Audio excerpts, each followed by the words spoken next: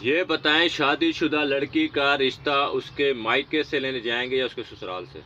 اوے مولوی شرم کر، کس قسم کے سوال پوچھنے آ جاتے ہو؟ جا مجھے کام کرنے دے، روزی کرنے دے مجھے۔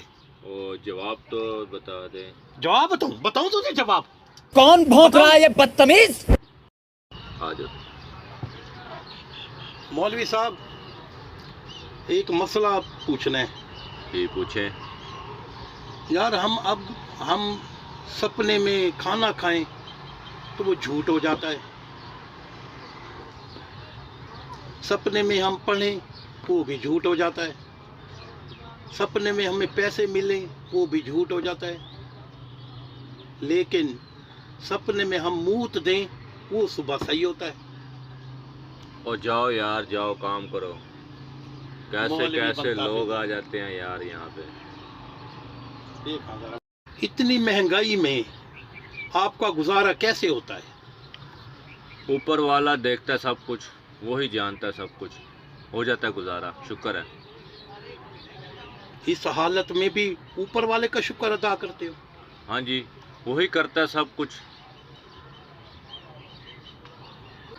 یہ اس کو دے دو، پوچھے تو کہنا شیطان نے دیے ہیں۔ یہ لو، پوچھو گے نہیں کس نے دیے ہیں؟ جب اوپر والے کا حکم ہوتا ہے تو شیطان کو بھی اس کا حکم ماننا پڑتا ہے۔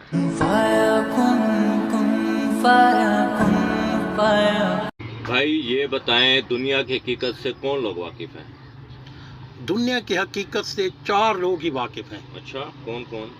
بدصورت عورت، بے روزگار نوجوان، محتاج آدمی اور یتیم بچہ۔ اللہ اکبر، اللہ اکبر۔ یہ بتائیں شادی شدہ لڑکی کا رشتہ اس کے مائکے سے لینے جائیں گے یا اس کے سسرال سے؟ اوے مولوی شرم کر، کس قسم کے سوال پوچھنے آ جاتے ہو؟ جا مجھے کام کرنے دے، روزی کرنے دے مجھے۔